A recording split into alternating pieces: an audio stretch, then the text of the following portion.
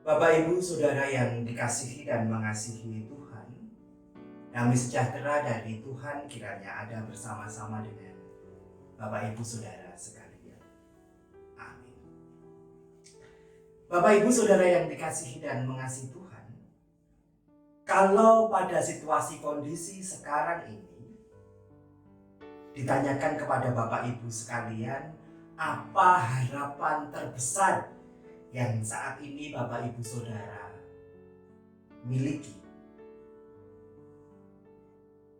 Mungkin jawabannya hampir sama satu dengan yang lain, yaitu kita bersama-sama mengharapkan situasi kondisi pandemi corona ini segera berakhir sehingga kita bisa beraktivitas normal setiap harinya. Mungkin juga ada harapan-harapan yang sifatnya pribadi bagi kita dan keluarga kita supaya terhindarkan dari sakit penyakit ini, supaya kita dalam situasi kondisi ini dicukupkan setiap kebutuhan kita. Jikalau ada di antara kita yang memiliki saudara, kerabat, kekasih yang bekerja di bidang medis, kita juga doakan supaya terhindar dan tidak terinfeksi penyakit ini. Bapak, Ibu, Saudara yang dikasihi Tuhan, setiap malam ketika saya mau tidur, di akhir doa saya selalu berharap esok hari ketika saya bangun, situasinya akan menjadi lebih baik. Tapi ternyata sampai sekarang ini harapan saya belum terwujud. Karena setiap pagi saya membaca semakin banyak orang yang terinfeksi positif. Bahkan penyebaran penambahan setiap harinya dalam bilangan yang tidak sedikit, hitungannya ratusan bertambah setiap harinya. Kemudian juga berita-berita mengenai mungkin karena tidak terinformasikan dengan benar, kurangnya pengetahuan, orang-orang yang mulai bertingkah atas nama keamanan wilayahnya. Beberapa waktu yang lalu, perawat yang meninggal karena merawat pasien corona ini ditolak jenazahnya untuk dikebumikan di wilayahnya. Sedih rasanya mendengar hal-hal yang seperti itu. Di tengah situasi kondisi yang seperti ini masih ada orang-orang yang seperti itu. Bapak, Ibu, Saudara yang dikasihi Tuhan, harapan adalah sebuah daya yang membuat orang itu tetap bertahan di dalam kehidupannya secara optimis. Saya tetap menjalani hidup saya dengan optimis karena saya memiliki harapan. Tetapi kadang di sisi lain, harapan itu juga membuat kita putus asa. Karena ternyata pengharapan yang kita harapkan itu tidak segera tampak. Bahkan seolah-olah harapan itu menampar kita dengan kenyataan yang kita alami, yang berlawanan dengan harapan yang kita harapkan. Apa pilihan kita dalam situasi seperti itu? Terus bertahan dalam harapan yang optimis? Atau mulai kehilangan harapan? Atau bahkan sudah putus asa? Bapak, Ibu, Saudara yang dikasihi Tuhan, pagi hari ini kita memasuki hari raya Paskah yang kita peringati sebagai hari kebangkitan Kristus Yesus, Sang Juru Selamat kita. Mari kita renungkan. Adakah hari ini juga terasa seperti hari biasanya yang penuh dengan kekecewaan, penuh dengan harapan yang sia-sia? Ataukah adakah hari ini kita mulai memiliki pengharapan yang baru bersamaan dengan kebangkitan Kristus? Bapak, Ibu, Saudara yang dikasihi Tuhan, Matius Bacaan kita Matius 28 ayat 1 sampai dengan yang ke-10 menuliskan cerita kebangkitan ini dengan luar biasa. Ada perbedaan antara Matius dan ketiga Injil lainnya di dalam menceritakan kebangkitan Yesus ini. Matius mencatat bahwa cerita ini diawali dengan pagi-pagi hari benar setelah hari Sabat lewat. Maria Magdalena dan Maria yang lain pergi menengok kubur Yesus. Sampai di situ Matius menulisnya. Berbeda dengan Injil yang lain dikatakan bahwa pagi-pagi benar Maria Magdalena dan Maria yang lain pergi menengok kubur Yesus dengan membawa rempah-rempah. Tujuan mereka adalah untuk meminyaki jenazah Yesus yang secara tradisi harus dilakukan kepada jenazah, tetapi belum sempat dilakukan karena pada waktu Yesus meninggal mereka keburu memasuki masa Sabat. Dua perbedaan yang menarik. Matius hanya menulis mereka pergi pagi-pagi benar untuk menengok kubur Yesus. Kata asli menengok di sini bisa diartikan dengan kata melihat, atau melihat untuk mengamati, atau mengalami.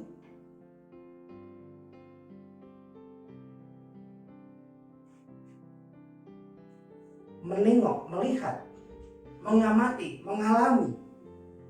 Itu yang ditulis oleh Matius. Matius juga tidak menambahkan keterangan-keterangan lain mengenai ketakutan, kekhawatiran para perempuan itu tentang setelah mereka sampai di kubur itu siapa yang akan membuka kuburnya.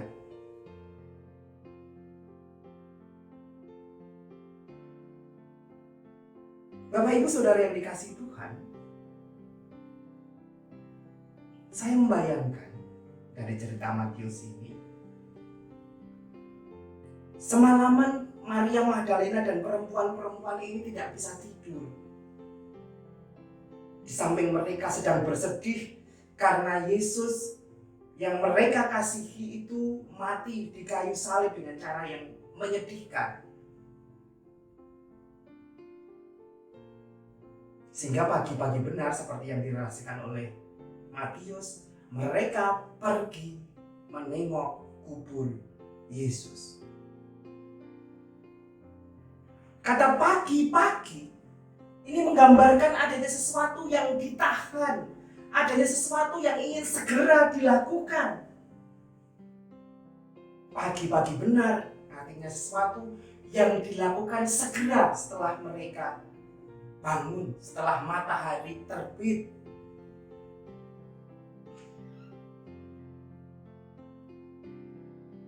Kalau orang Jawa mengatakan wis diampet selak dilakoni.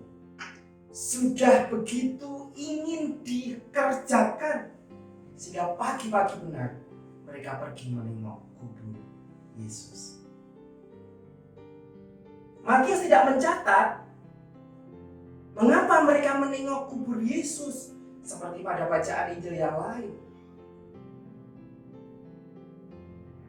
Saya membayangkan sebenarnya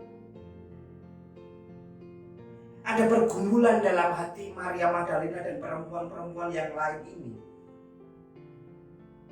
yang membuat saya kemudian bertanya, kenapa mereka melakukan itu pagi-pagi benar pergi menengok kubur Yesus? Kenapa harus pagi-pagi dan tidak menunggu siang? Bukankah masih gelap itu berbahaya bagi perempuan untuk keluar sendiri? Apalagi memang situasi kondisi saat itu sedang gawat, banyak murid Tuhan Yesus yang dicari untuk ditangkap.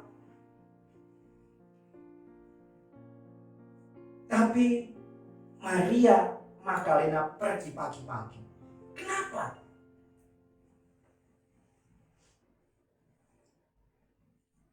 Ada sesuatu yang mendorong mereka sehingga mereka nekat melakukan tindakan itu. Dari narasi yang disampaikan Matius saya bisa menduga, bisa kita telaah bersama bahwa sebenarnya mereka itu ada dalam situasi yang antara sedih, takut, kecewa, putus asa, tetapi juga ada sebuah harapan yang tipis muncul di dalam pikiran mereka. Bahwa benar Yesus mati di kayu salib dan mereka melihat dengan mata kepala mereka sendiri. Dan itu tentu memukul mereka secara psikologi begitu berat. Tetapi ingat bahwa memang Yesus mengatakan bahwa dia akan mati dan hari ketiga akan bangkit dari orang mati. Dan bukankah ini hari yang ketiga? Bukankah besok itu hari ketiga bagi Maria Magdalena di malam hari ketika dia tidur?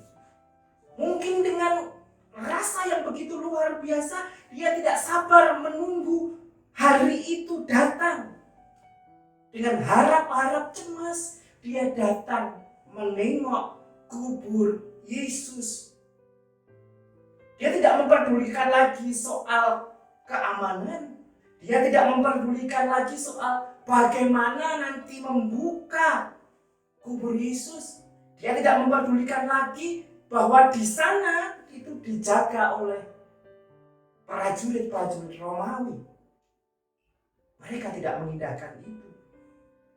Mereka pagi-pagi benar menengok kubur Yesus. Mereka ingin melihat. Mereka ingin mengamati. Dan mereka ingin mengalami sendiri.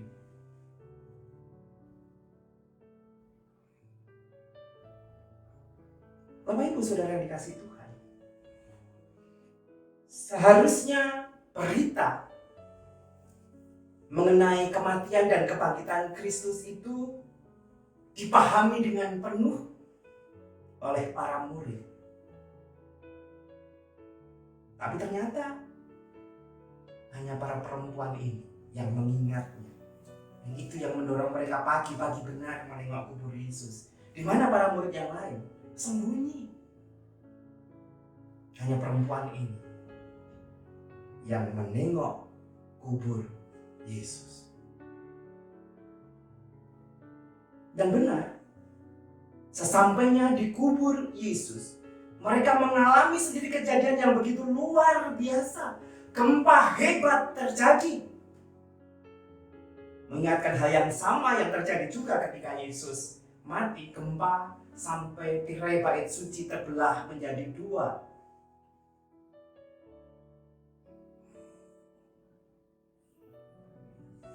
Dalam peristiwa ini digambarkan Yesus yang sudah bangkit berlawanan dengan para prajurit yang digambarkan mereka seperti orang mati. Sebuah kontras yang ingin ditunjukkan oleh Matius tentang kebangkitan Yesus.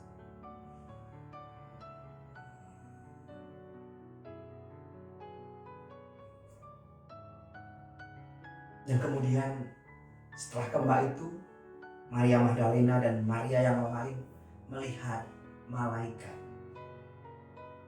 dan mengatakan, "Jangan takut, sebab aku tahu engkau mencari Yesus yang disalib itu. Dia tidak ada di sini. Dia sudah bangkit."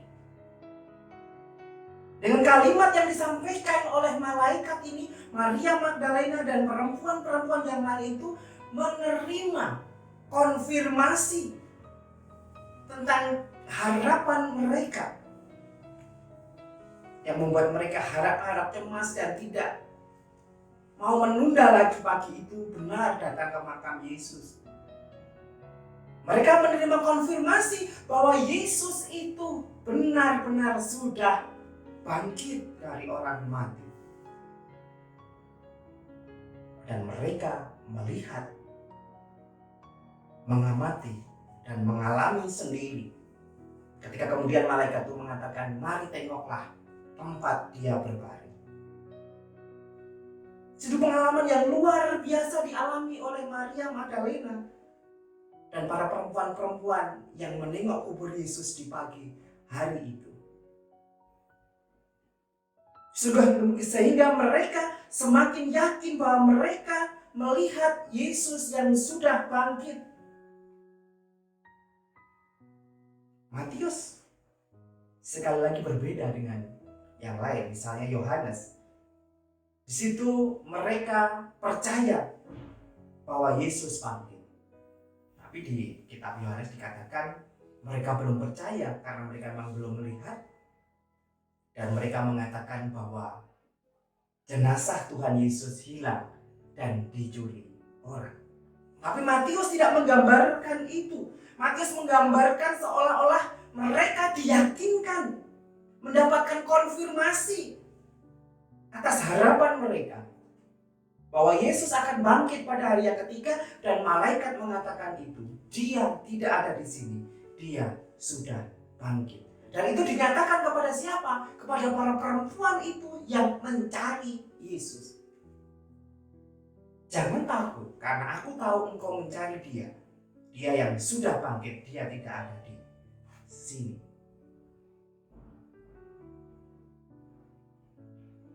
Selanjutnya perempuan-perempuan itu diperintahkan untuk kembali ke Galilea. Yesus akan mendahului mereka.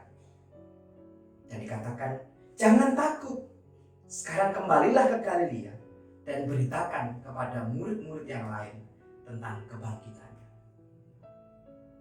Tidak ada keraguan di sana. Walaupun Matius masih menggambarkan ada dua kata yang bertentangan. Mereka takut dan bersuka cita. Saya memahami kalau situasi itu kondisinya seperti itu.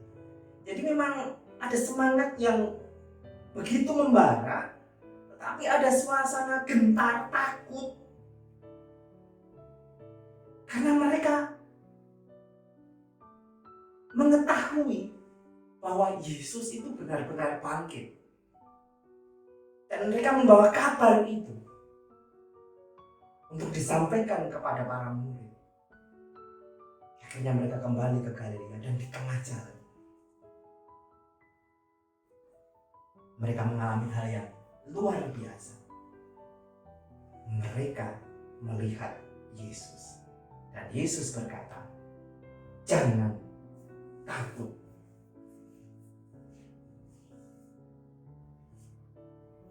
Salam bagimu. Pergi, katakanlah kepada saudara-saudaraku supaya mereka pergi ke Galilea, dan di sanalah mereka akan melihat aku. Mereka langsung memeluk kaki Yesus. Saya membayangkan kelegaan yang begitu luar biasa, seolah-olah beban yang begitu luar biasa itu diangkat dari tubuh mereka.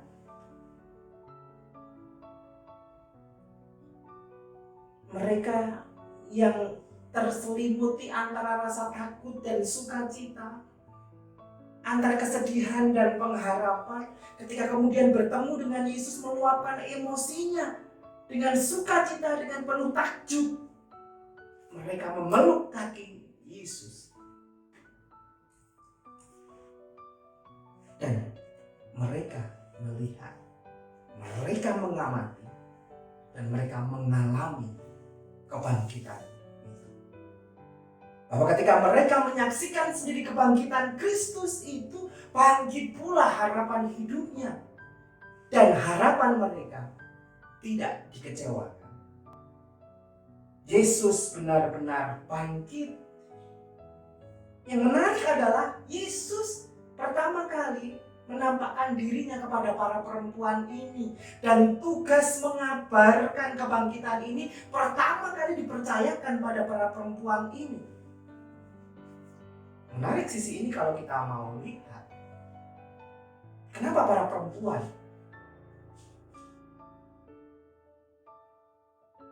Alkitab yang sudut penulisannya seringkali patriarkal, dari sudut pandang laki-laki, seringkali lebih menokohkan laki-laki sebagai tokoh penting dalam ceritanya.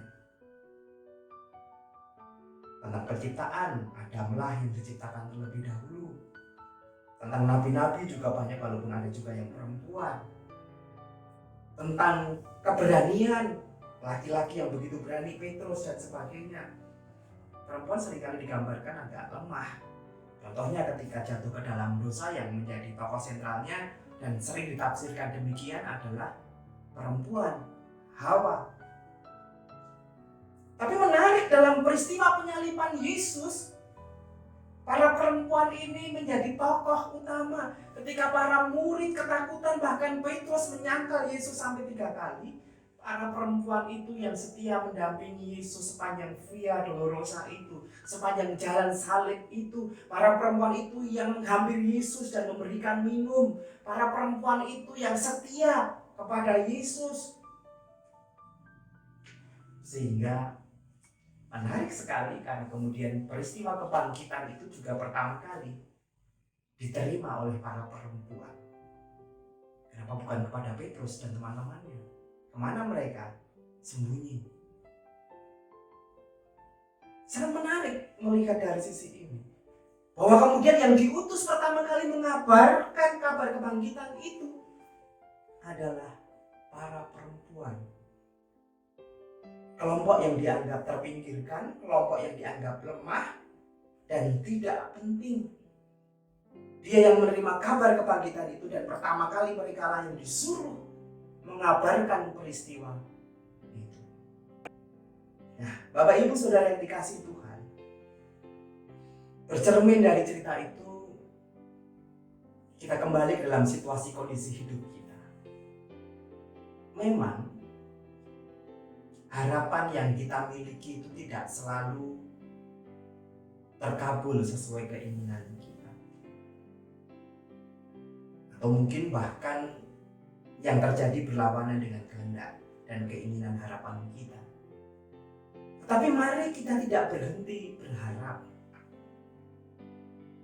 Terlebih dalam situasi kondisi ini, mari kita tidak berhenti berharap atas pertolongan Tuhan, bahwa tangan Tuhan tidak kurang panjang untuk menolong, bahwa telinga Tuhan tidak kurang tajam untuk mendengar permohonan-permohonan kita. Seperti para perempuan yang menengok kubur Yesus, yang dalam kesakitan hati mereka, dalam ketakutan dan kehancuran hati mereka, terbersih tetap keyakinan. Walaupun terdengar tipis, mereka berharap Yesus itu bangkit. Karena harapan untuk kemudian menjadi sebuah keyakinan itu memang perlu sebuah proses. Dan ketika mereka ada dalam sebuah harapan itu, mereka kemudian menerima pengharapan itu nyata, sehingga mereka memiliki keyakinan. Pengharapan mereka nyata di dalam Kristus, dan mereka meyakini Kristus sebagai juru selamat. Dan bagi kita, bagi saya dan Bapak Ibu Saudara, dalam situasi kondisi sekarang ini, tidak ada lain yang bisa kita kerjakan selain kita menaruh harapan kita kepada Kristus. Dan harapan kita kepada Kristus itu tidak akan dikecewakan. Yang kita perlukan adalah percaya. Percaya akan pertolongan Tuhan. Harapan kita tidak akan sia-sia. Dan bagaimana supaya kita bisa memelihara pengharapan itu? Para perempuan itu diutus untuk mengabarkan kabar sukacita kebangkitan Kristus. Maka bagaimana kita bisa memelihara pengharapan kita? Maka kita juga harus menerima pengutusan itu untuk mengabarkan kabar sukacita kepada sesama kita. Secara kontekstual dalam situasi kondisi sekarang ini, kabar sukacita itu apa? Ya mari kita kabarkan kabar-kabar yang positif.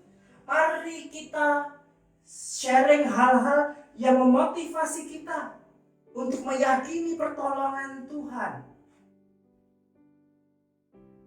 Saya tidak ingin mengajak kita pada iman yang sembrono. Iman yang merasa yakin benar bahwa Tuhan itu menolong kita, sehingga kita kehilangan kewaspadaan kita. Dengan kesadaran iman yang kita rasakan seolah-olah beriman, aku yakin Tuhan itu akan menolongku. Kemudian kita berperilaku sembrono dengan tetap pergi kemana-mana tanpa pengaman yang cukup, masker dan sebagainya. Tidak cukup menjaga kebersihan tubuh, tidak cukup menjaga jarak, social distancing dengan yang lain. Wong saya ini beriman kok, Tuhan pasti menolong saya. Saya tidak ingin mengajak kita seperti itu. Saya ingin mengajak Bapak Ibu meyakini pertolongan Tuhan untuk menghidupi keyakinan dan harapan itu. Dengan jalan bagaimana? Kita berperilaku positif, melakukan apa yang menjadi bagian kita, menjaga kesehatan, social distancing, masker dan lain-lain. Dan kemudian kita mengabarkan sesuatu yang positif, yang membangun. Kalau depan saya ingin mengatakan tadi, ketika harapan itu terasa hancur, kadang-kadang memang kita kehilangan kemampuan untuk menilai sesuatu yang positif, mencari hal yang positif di tengah situasi yang tidak menyenangkan. Jadi saya katakan bahwa setiap hari, setiap bangun pagi ada rasa kecewa bahwa ternyata penambahan orang yang positif ini luar biasa, ratusan per hari tambahnya. Tapi ternyata jumlah orang yang sembuh dari sakit ini juga dari hari ke hari juga semakin bertambah. Nah, kita mau fokus pada negatif yang bertambah itu, atau kita mau fokus pada ternyata bisa sembuh loh, ternyata masih ada harapan loh. Dan kita memilih menyiarkan kabar-kabar yang negatif atau kabar-kabar yang positif. Nah, Bapak Ibu Saudara yang dikasihi Tuhan, kita sama-sama diutus untuk memberikan pengharapan, menumbuhkan harapan. Kita sebagai pembawa kabar sukacita. Dan itu tidak bisa kita lakukan kalau kita tidak melihat, kalau kita tidak menengok, kita tidak mengalami sendiri kebangkitan Kristus itu. Kebangkitan yang membangkitkan kita. Kebangkitan yang membawa kita membangkitkan orang lain. Maka yakinlah, dalam kebangkitan Kristus ini membawa kita semakin meyakini pertolongan Tuhan. Wabah ini akan segera berlalu. Kalau kita mau menjaga diri dan berserah kepada Tuhan, kita akan selamat. Kita berdoa untuk yang sudah menjadi korban, kiranya diberkati Tuhan, diberi tempat. Kita berdoa untuk saudara-saudara kita, para medis, supaya boleh melakukan tugasnya dengan sehat dan selamat. Kita berdoa untuk pemerintah supaya mampu memberikan kabar sukacita tepat di dalam menangani situasi kondisi sekarang. Saatnya kita berbagi kabar sukacita, saatnya kita berbagi menabur pengharapan, bukan penghakiman. Selamat Paskah, selamat menghayati kebangkitan Kristus, selamat mengabarkan kabar sukacita dan pengharapan. Tuhan menolong kita. Amin.